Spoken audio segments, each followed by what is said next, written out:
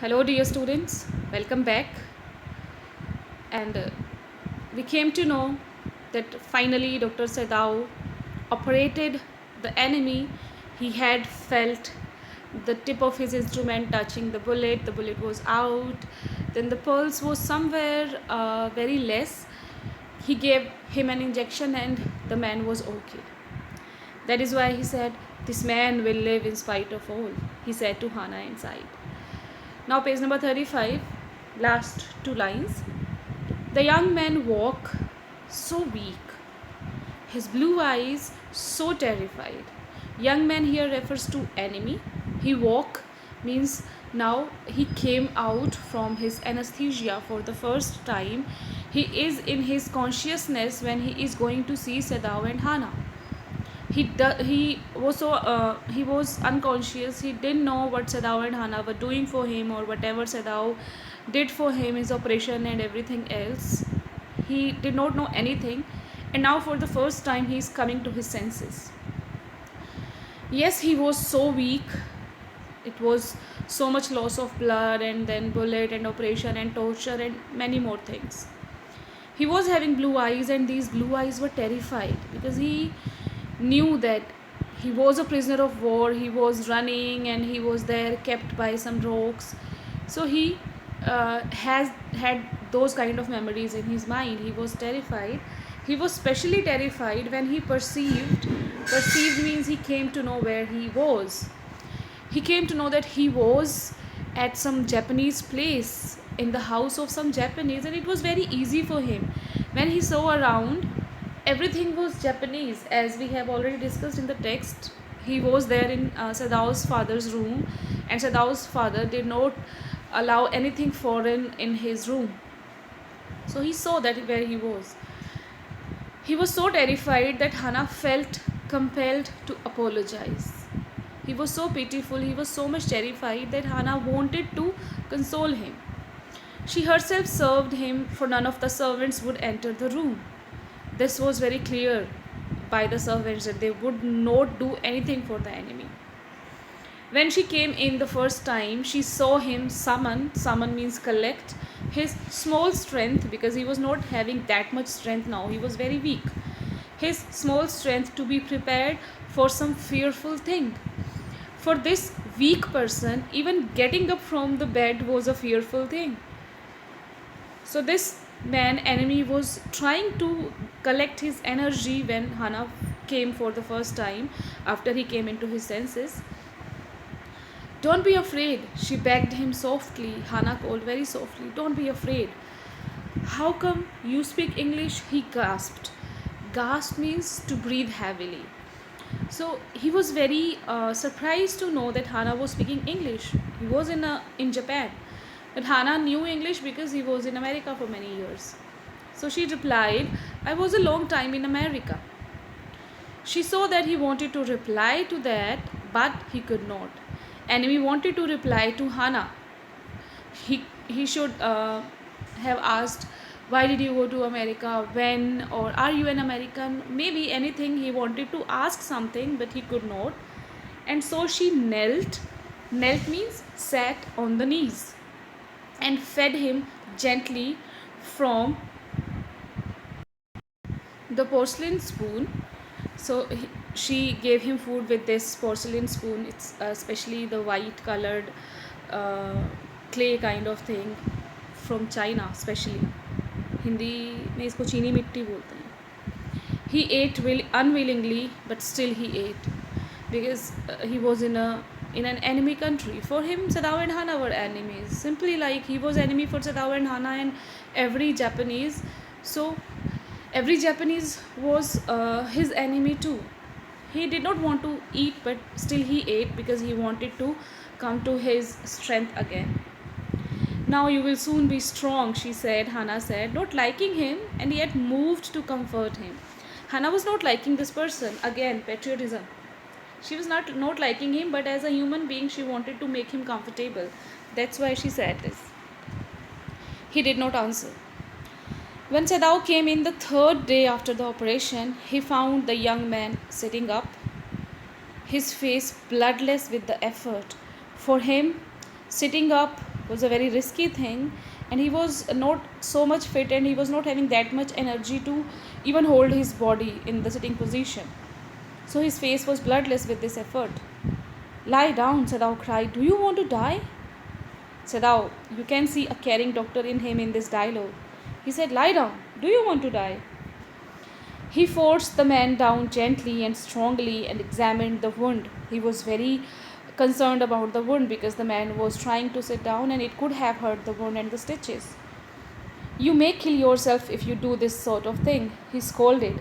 Sadao, as a caring doctor, scolded his patient, although he was an enemy. But he scolded and said, if you repeat this kind of thing again, you will die. What are you going to do with me? The boy muttered. So the enemy, of course, this was a question in his mind. So he asked Dr. Sadao, what are you going to do with me? He looked just now barely 17 because of his weakness. Are you going to hand me over?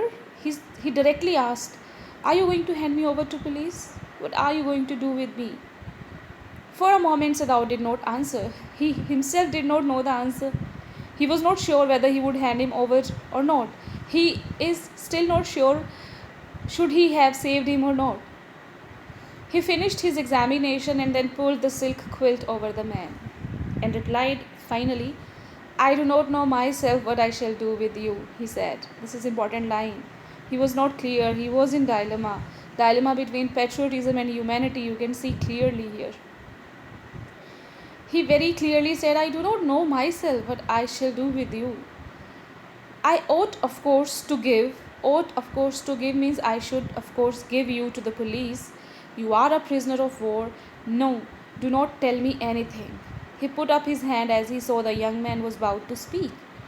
When the enemy wanted to say something, Sadao stopped him and said, please do not tell me anything. Here you can see he did not at all want to communicate with enemy because he was his enemy. Here you can see the patriotism. It was not like he was very friendly and comfortable and he was getting attached with the enemy. No, he did not want to know anything about him. Do not even tell me your name unless I ask it. And he clearly said, do not tell me your name. If I don't ask you, I don't want to know even your name. Because knowing names is the first thing to start a relationship, a communication. And here Sadao doesn't want to even know his name. He doesn't want to start any communication or attachment with the enemy. They looked at each other for a moment and then the young man closed his eyes and turned his face to the wall. Okay, he whispered, his mouth a bitter line. A bitter line, you use smileys nowadays in social sites.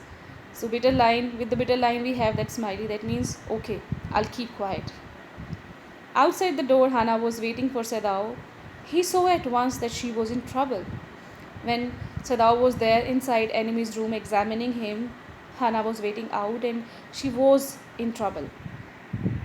Sadao, Yumi tells me the servants feel they cannot stay if we hide this man here anymore. She said that servants now said that they would go from the house if the enemy is there. She tells me, Yumi tells Hana, that they are saying that you and I were so long in America that we have forgotten to think of our own country first. This is the complaint of servants. They think they have told this to Yumi and Yumi is now telling this to Hana and then Sadao. That servants think that Hana and Sadao were in America, so they have forgotten to think about Japan. They think we like Americans. Servants thought that Sadao and Hana liked Americans. And Sadao said harshly, you can see the patriotism again here. He said harshly, it's not true. Americans are our enemies, but I have been trained not to let a man die if I can help it. Now he clarifies his dilemma here that no, I do not like Americans. They are our enemies. I understand it. But as a doctor, he had been trained to not let a man die if he could help him.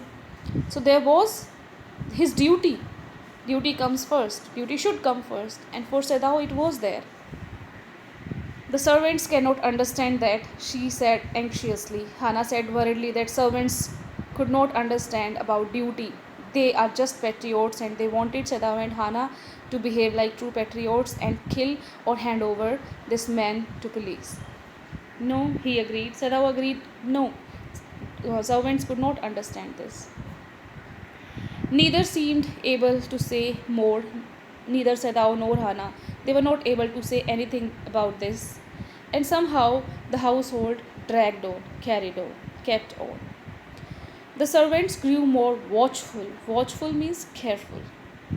Their courtesy means politeness, humbleness, was as careful as ever, but their eyes were cold upon the pair to whom they were hired. They were hired for Sadao and Hana. Sadao and Hana are a pair. So they were courteous, they were humble to their masters, but their eyes were now cold upon them. Cold eyes means when you become indifferent to someone, or when you actually do not like a person. Okay, the persons do not matter for you, then your eyes can be cold upon someone. So now the servants were actually angry with Sadao and Hana. It is clear, this part is important. If sometimes you get long question about servants, and this and the next one, two paras are there to be included in that answer. It is clear what our master should do. The old gardener said one morning. So the old gardener said, it is very clear what our master should do. For a patriot, for a common person, it is very clear. If it is enemy, what to do? Hand him over to police. Simple, plain. It is very easy for only a patriot, nor for a doctor, and never for a good human being. Doctor and human being would consider this thing. But for a true patriot, they do not think enemies to be human beings. He had worked with flowers all his life and had been a specialist too in most. This is about old gardener. For Sadao's father, he had made one of the finest most gardens in Japan, sweeping the bright green carpet constantly so that not a leaf or a pine needle marred the velvet of its surface, damaged. So he had made the beautiful, most garden for Sadao's father, and he used to take care of this garden very much. My old master's son knows very well what he ought to do, he now said. Old gardener again said, my old master's son. This old gardener was hired by Sadao's father. So his old master was Sadao's father. His son means Sadao. Okay, indirectly he's pointing to Sadao. That Sadao knows very well what he should do. Pinching a bud from a bush as he spoke, he was doing his work simultaneously. When the man was so near death, why did he not let him bleed? Why had he taken him inside the house and he operated him?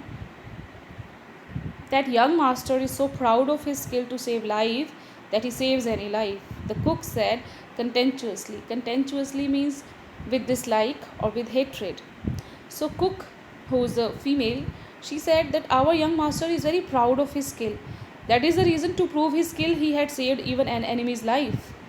She is taking it otherwise, that he wants to prove his skill, so that is the reason he had saved enemy. He doesn't want to prove anything, he just wants to serve his duty. She split means cut, a fowl is a bird, fowl's neck skillfully, and held the fluttering bird and let its blood flow into the roots of a wisteria vine. So now the cook was preparing for the food, and a bird was cut and the blood was there in the roots of wisteria vine. Blood is the best of fertilizers, and the old gardener would not let her waste a drop of it. The old gardener was very dominating, so the cook was afraid of the old gardener, so she never wasted even a single drop of blood, and it went to some vines.